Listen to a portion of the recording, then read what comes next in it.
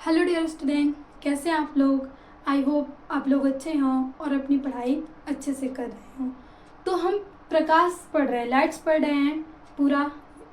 तो हमने लाइट के बारे में पढ़ लिया, परावर्तन कैसे होता है, प्रतिबिंब कैसे होता है, सब कुछ हमने पढ़ लिया है। हमने आर और एफ में संबंध भी पढ़ लिया।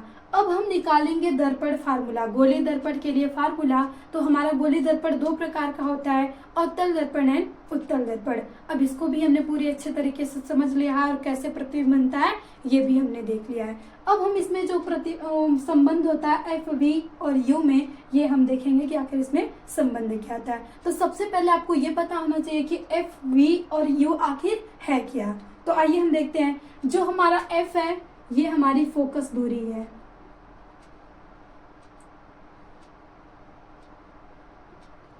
और जो हमारा वी है ये हमारी प्रतिबिंब की दूरी।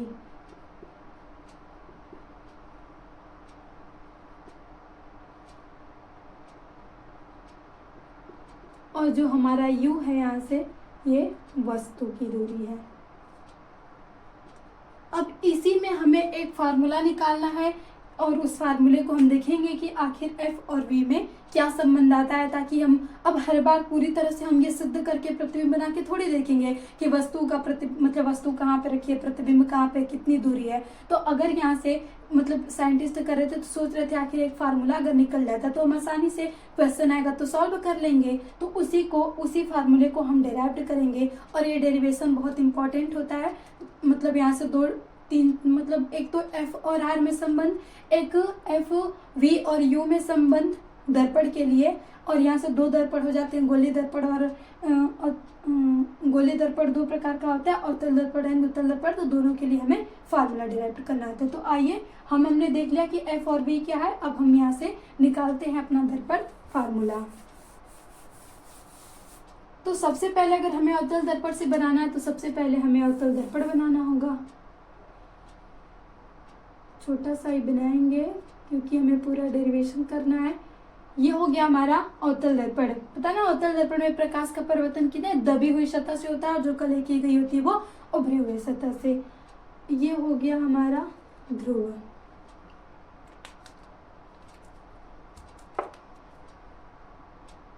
ये हमारा अक्ष हो गया, ये हमारा ध्रुव हो गया, ये हमारा M1 है और ये हमारा M2 है। अब यहाँ से हम मान लेते हैं कोई बिंदु वस्तु है और ये हमारी इससे जाती है और परावर्तन के पश्चात ये यहाँ से चली जाती है। मान लीजिए ये हमारा फोकस हो गया और ये हम कहीं वक्रता केंद्र ले लेते हैं और ये हमारी दूरी है तो इसको हम ऑब्जेक्ट मान लेते हैं। अब ये हो गया पूरा हमारा प्रतिबिंब बनाने की। अब मान लीजिए ये किस बेस पे प्रतिबिंब गया है, तो हम यहाँ से जो C है ना, यहाँ से हम एक अभिलंब खींच रहे हैं।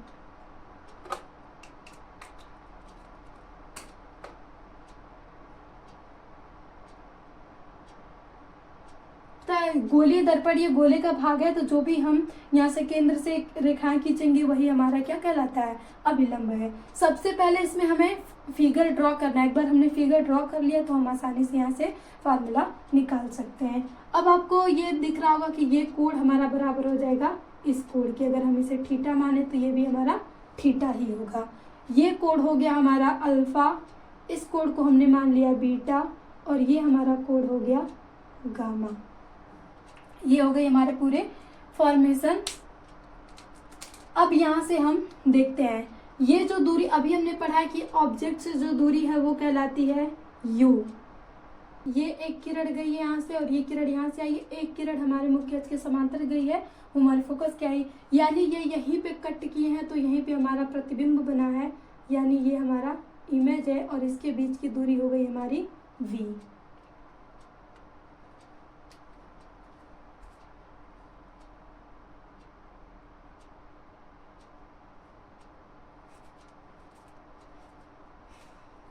थोड़ा छोटा है फिगर, लेकिन आई होप दिख रहा होगा आप लोगों को। तो ये हो गया हमारा O और ये हो गया हमारा C, F एंड P। हमें पता है कि C और P के बीच की दूरी हमारी क्या कहलाएगी, 2F कहलाएगी। अब हम 2f क्यों लिख रहे हैं, हमें पता है कि हम r भी लिख सकते हैं, लेकिन हमें यहाँ पे कहीं r दिख रहा है, हमें संबंध तो f और v और u में निकालना। तो ये सारा हो गया हमारा यहाँ पे बनाने का। और यहाँ से एक बात आप लोगों को यहाँ से याद होगी, जब हमने पहले उसका नियम पढ़ा था कि चिन्ह परपाटी का नियम, जब भी हम यहाँ से प्रकाश की दिशा में मापते हैं तो किस में लेते हैं, माइनस में। मतलब अगर हम प्रकाश की दिशा में दूरी को मापेंगे तो प्लस में लेंगे, और ऊपर लेंगे तो भी प्लस में लेंगे, नीचे लेंगे तो माइनस में, और विपरीत मापेंगे तो हम माइनस में ही लेंगे। तो और ध्रुव दूरी कहाँ से मापी जाती है, ध्रुव से ही। यहाँ से मापेंगे कि वस्तु कितनी दूरी है, प्रतिबिंब कितना दूरी पे बना है। तो अब आइए हम यहाँ से निकालते हैं अपना कि हमारा जो फार्मूला कैसे है। सबसे पहले हम पूरा अगर बोर्ड में लिख रहे हैं तो इस फिगर के बारे में लिखना होगा कि माना हमने M1 व M2 एक अवतल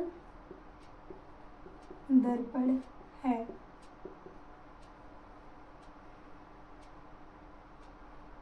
ओ वस्तु है जो ध्रुव को हमने P ही लिख लिया, P से U दूरी पे रखी है, जिसका प्रतिबिंब कहाँ पे बना है, मतलब फोकस पे ही बना है, V दूरी पर, और C वक्रता केंद्र है। सबसे पहले आप जो भी इस फिगर में संरचना की है उसको लिखना होता है, फिर उसके आगे आपको मतलब लगाना होता है कि यहाँ से क्या क्या हमें नियम लगाना है। तो हमने जो भी इस फिगर में लिया था, हमने M1 और M2 क्या लिया है, अवतल दर्पण लिया है। फिर यहाँ से O एक वस्तु है जो P से U दूरी पे रखी है और इसका प्रतिबिंब फोकस पे बना है V दूरी पर, और C हमारा वक्रता केंद्र है। तो ये हो गया हमारा पूरा इस फिगर के बारे में। अब यहाँ से देखिए हम लिखते हैं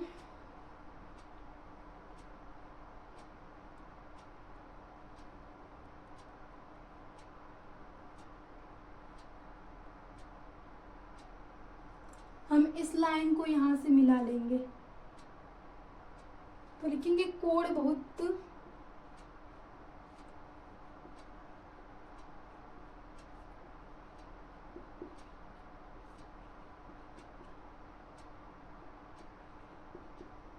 छोटा है,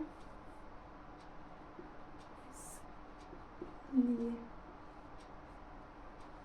यहाँ से इसके अनुसार हम लिख लेंगे। तो लिखेंगे हम M, अब यहाँ से ये भी आपको याद रखना है कि M किसके बराबर हो गया, यहाँ से M को हमने किसके बराबर कर लिया है, P के। मान लेंगे कि M और P जो है, M और P बहुत क्या है, निकट है। यहाँ से हम मान लेंगे कि यहाँ पे जो भी खींचेंगे कि M यहाँ से खींच, पहले लिख लीजिए M1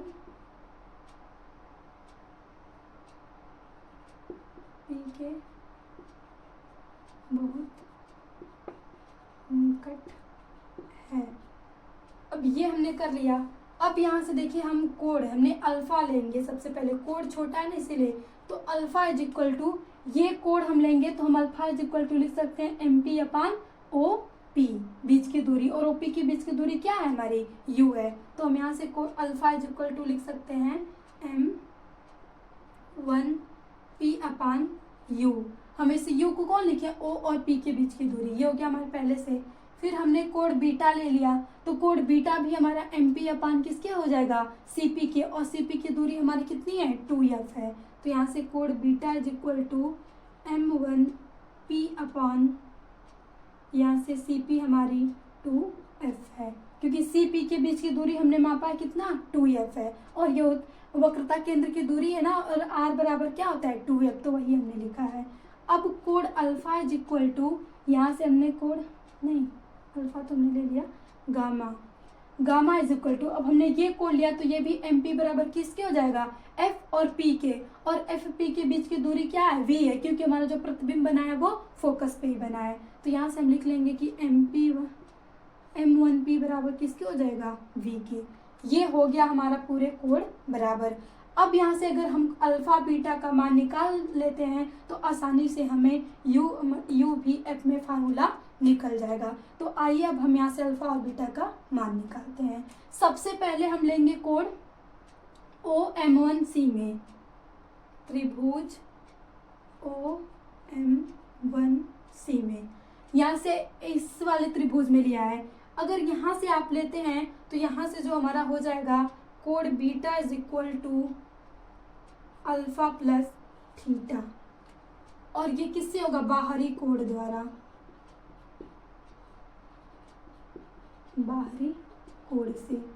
ये मैथमेटिक्स में आप जब भी उसमें प्रमेय से सारी स्थिति की जाती है रेखीय वाला, तो उसमें पढ़े होंगे कि जो बाहरी कोण होता है वो आंतरिक दोनों कोण के योग के क्या होता है, बराबर होता है। तो हमने किस कोण में लिया है, OM1 एंड C में, यानी इस त्रिभुज में लिया है। तो यहाँ से दिख रहा है ये जो बीटा है हमारा वो बाहरी कोण है, तो ये बीटा हमारा किसके बराबर हो जाएगा, अल्फा एंड थीटा के। और हमें ये परिवर्तन के नियम से पता है कि थीटा और थीटा दोनों बराबर है। तो ये हो गया हमें सबसे पहले पहला समीकरण नंबर कि जो हमारा बीटा है वो किसके बराबर है, अल्फा प्लस थीटा के। अब हम लेंगे कोण CM1 और F में, त्रिभुज CM1 एंड F। अगर हम इसमें लेंगे, मान लीजिए हमने ये वाला त्रिभुज लिया, अब हम ये वाला त्रिभुज लेते हैं तो इसका बाहरी कोण हमारा क्या है, गामा है। तो ऐसे गामा बराबर हम लिख सकते हैं बीटा प्लस थीटा। तो यहाँ से हम फिर अगेन करेंगे gamma is equal to beta plus theta, और ये भी हमारा बाहरी कोण के अनुसार ही हुआ है, बाहरी कोण से। देखिए ये लिखना जरूरी होता है क्योंकि हम यहाँ से समझा सकते हैं ना। और ये हो गया हमारा समीकरण नंबर 2। यहाँ से बहुत देखिए मतलब हम अलग अलग जगह पे प्रतिबिंब रह सकते हैं, लेकिन सबसे आसान तरीका ये और कम समय में हो जाता है और जल्दी से समझ में आ जाएगा। बस हमें इसमें त्रिभुज में लेते जाना है। हमने सबसे पहले ये पहला वाला जो त्रिभुज बना इसमें ले लिया, इसका बाहरी कोण बीटा था। अब फिर इसके अंदर वाला कोण हमने ले लिया तो इसका बाहरी कोण गामा था, और बाहरी कोण आंतरिक दोनों कोणों के योग के बराबर होता है। तो वही हमने किया है। अब यहाँ से हम समीकरण 1 से बीटा का मान रख लें। यहाँ से पहले यहाँ से निकाल लीजिए, थीटा इज इक्वल टू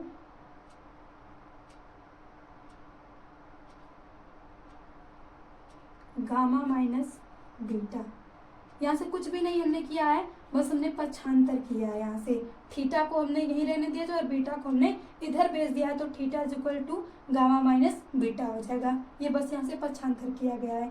अब यहाँ से हम इस समीकरण नंबर 1 में, यहाँ से हम लिखेंगे समीकरण नंबर 1 में थीटा का मान रखने पर, जब हम ये हमारा समीकरण नंबर 1 है इसमें हम थीटा का मान रख देंगे। तो अगर हम beta is equal to alpha plus theta का मान हमारा क्या है, gamma minus beta, gamma minus beta, यहाँ से हो गया। ये हो गया हमारा समीकरण नंबर 5। बस हमने कुछ नहीं किया है। ये जो हमारा थीटा का मान हमने निकाला है, theta is equal to gamma minus beta, इस वाले मान को हमने समीकरण नंबर 1 में रख दिया है। थीटा की जगह हमने क्या रख दिया है, गामा माइनस बीटा। अब यहाँ से देखिए समीकरण हमारा आया है कि बीटा इज इक्वल टू हमारे पास क्या आया है, alpha plus gamma minus beta.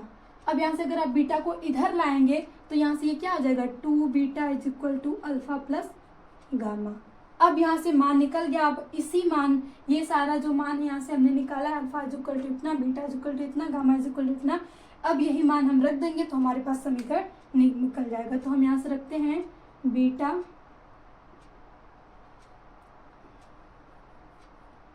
Alpha gamma beta gamma gamma का मान, ये हमारा समीकरण नंबर 5 में रखने पर। अब हमने अल्फा बीटा सबका मान निकाला हुआ है, तो यहाँ से 2 लिखेंगे। बीटा बराबर यहाँ से क्या है, m1p/2f के। फिर हम यहाँ से लिखेंगे alpha, alpha is equal to क्या है आपके पास m1 upon P upon U, तो यहाँ से m1 p अपॉन क्या आ जाएगा हमारे पास u, और फिर उसके बाद plus gamma is equal to हमारे पास क्या है, गामा बराबर m1 p is equal to v। ये हो गया हमारे पास। यहाँ से देखिए ये बहुत आसान है, यहाँ पे हमें प्लस माइनस ऐसे कुछ लेना नहीं पड़ता, यहाँ से हम आसानी से कर सकते हैं।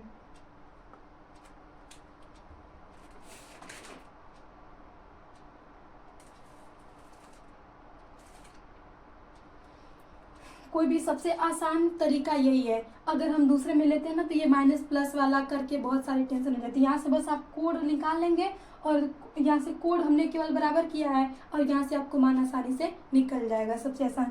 अब देखिए मान हम रख लेंगे तो ये हमारा क्या है, सभी में कॉमन है, तो यहाँ से हम इसको इधर से कॉमन कर लें। मान लीजिए ये 2 हो गया और m1 p 2f, हमने m p को यहाँ से क्या कर लिया, कॉमन कर लिया, तो यहाँ से ये क्या हो जाएगा 1/u प्लस 1/v, और यहाँ से 2 से हमारा कट जाएगा और mp1 कट जाएगा, तो ये आ जाएगा हमारा 1/f is equal to 1/u plus 1/v, और यही हमारा मान होता है गोलीय दर्पण के लिए, और गोलीय दर्पण में अवतल के लिए फार्मूला। तो ये कितना यहाँ से आसान था। अगर आप दूसरा लेते ना तो उसमें माइनस प्लस में बहुत सारी कंफ्यूजन हो जाती है, लेकिन आप ऐसे कोड ले लिए आसानी से बहुत कम समय में निकाल लेते। कुछ नहीं करना, बस इस फार्मूले मतलब इस फिगर को बनाना है। एक बिंदु आकार की वस्तु लेनी है, वहां से प्रकाश की किरण भेजनी है। कैसे होती है प्रकाश किरण, तो भेजना आता है, एक किरण इधर से गई और एक किरण इधर से गई, तो ये वाली जो है ये परावर्तन के पश्चात, और ये हमारा पता है दूर से जाती है तो इधर से चली आएगी, तो यहाँ पे एक दूसरे को कट की है, समांतर हमने भेजा ना, तो ये फोकस से ही आएंगी, तो यहाँ से ये एक दूसरे को फोकस पे ही कट की हैं, तो यहीं पे हमारा प्रतिबिंब बना है। और ये हमारा वक्रता केंद्र है। वक्रता केंद्र से हमने एक अभिलंब खींच लिया, केंद्र से जो भी हम यहाँ से गोलीय दर्पण पे लाइन खींचेंगे वो हमारी अभिलंब कहलाएगी। अब यहाँ से हमने अभिलंब खींच लिया तो हमारा ये परावर्तन के नियम से ये कोण बराबर हो गए, और 2 यहाँ से त्रिभुज हमने बना लिया था। अब यहाँ से हमने कोण CF बीटा, ये बाहरी कोण जैसे हमने माना है, यहाँ से कोण बहुत छोटा है इसलिए हमने अल्फा बीटा गामा का मान यहाँ से निकाल लिया है कि इतना इतना मान हमारे पास आया है। और फिर उसके बाद हमने त्रिभुज OM1C में ले लिया है, OM1C। यहाँ से आपको पता चला कि हमारा बीटा बाहरी कोण है, तो हमेशा जो बाहरी कोण होता है वो आंतरिक 2 कोणों के योग के बराबर होता है, तो हमने वही किया, beta is equal to alpha upon theta, और योग हमारे बाहरी कोण से। और फिर हमने दूसरे त्रिभुज में ले लिया है CM1F में, तो यहाँ से आपको दिख रहा है कि इसका बाहरी कोण हमें कौन सा मिला है, गामा मिला है, तो ये जो गामा होगा वो बराबर होगा बीटा प्लस थीटा के, तो वही हमने किया है कि गामा बराबर बीटा प्लस थीटा के। अब यहाँ से हमने थीटा का मान निकाल लिया है, तो थीटा का मान गामा माइनस बीटा आ गया, और इसे हमें समीकरण नंबर 3 बना दिया। अब हम समीकरण नंबर 1 में है थीटा का मान रख दिया, कुछ नहीं, यहाँ से हमें त्रिभुज हमने जो भी लेना था ले लिया। अब यहाँ से हमने जो थीटा का मान है वो इसमें रख दिया है, beta is equal to alpha plus theta, और बीटा का मान यहाँ से थीटा का मान गामा माइनस बीटा, ये मान हमने रख दिया। तो हमें मिल गया कि अगर हम यहाँ से बीटा को पक्षांतर कर लेंगे तो इधर प्लस में हो जाएगा, तो प्लस प्लस यहाँ पे 2 बीटा आ जाएगा, और ये अल्फा प्लस गामा आ जाएगा, और ये हमारा समीकरण नंबर 5 हो गया। और यहाँ से बस कुछ नहीं करना है, हमने जो यहाँ पे कोण बहुत छोटा होगा इसके लिए मान लिखा है अल्फा प्लस बीटा का, उस सारे मान को हम रख देंगे, तो हमारा आसानी से F और V में संबंध आ जाएगा। तो ये था हमारा पूरा दर्पण के लिए फार्मूला। तो आई होप आप लोगों को आसान तरीका लगा हो, और ये डेरिवेशन बहुत कम समय में आप आसानी से कर सकते हैं। और देखिए इसमें कुछ भी झंझट नहीं है, बस आपको 2 त्रिभुज लेना है। सबसे पहले इस फिगर को ड्रा कर लीजिए, फिर 2 त्रिभुज, बाहरी कोण लेना तो सबको आता है, बस उसी को लेना है। 2 त्रिभुज लेने के वजह से आपका सारा काम हो गया। यहाँ से सबसे पहले यही एक करना कि कोण बहुत निकट है, अल्फा बीटा का मान लिख लेना है, फिर 2 कोण ले लेना है, और दोनों कोण एक ही जैसे बाहरी कोण ही लेना है, वहां से मान निकाल के बस इसमें रख देना है, और हमारे दर्पण का फार्मूला आ जाएगा। तो ये था हमारा अवतल दर्पण के लिए F, V और U में संबंध। तो आई होप आप लोगों को समझ में आ गया हो। अगर कोई डाउट हो तो प्लीज़ कमेंट बॉक्स में ज़रूर कमेंट करें, हम रिप्लाई देने की पूरी कोशिश करेंगे। तो थैंक यू, मिलते हैं नेक्स्ट सेशन में।